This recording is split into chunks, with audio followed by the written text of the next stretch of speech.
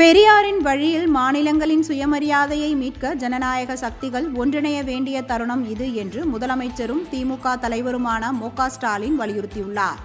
இது தொடர்பாக தொண்டர்களுக்கு அவர் எழுதியுள்ள கடிதத்தில், மக்களை பிளவுபடுத்தி மாநிலங்களை சிறுமைப்படுத்தி ஆள துடிப்பவர்களுக்கு பெரியார் என்றாலும், சமத்துவம் என்றாலும், சமூக நீதி என்றாலும், இவை அனைத்தையும் ஒன்றாக்கிய திராவிட மாடல் என்றாலும் எரிச்சல் மற்றும் வன்மம் வெளிப்படுவதாக அவர் கூறியுள்ளார்.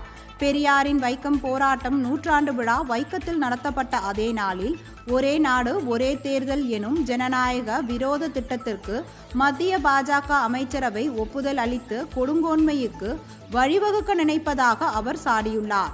நடைமுறை சாதியவில்லாத மக்களாட்சி முறைக்கு விரோதமான கூட்டாட்சி தத்துவத்தை குற்றுயிராக்கும் ஒரே நாடு ஒரே தேர்தல் முறைக்கு எதிராக தமிழ்நாடு சட்டமன்றத்தில் கடந்த பிப்ரவரி 14ஆம் தேதி தீர்மானம் நிறைவேற்றப்பட்டுள்ளதை அந்த கடிதத்தில் சுட்டிக்காட்டியுள்ள மு.க. ஸ்டாலின், வைக்கம் விழாவில் பேசிய கேரள மாநில முதல்வர் பினராயி விஜயன், மாநிலங்களின் சுயமரியாதைக்காக அனைவரும் எழுந்து நிற்க வேண்டும் என வலியுறுத்தியதை குறிப்பிட்டுள்ளார்.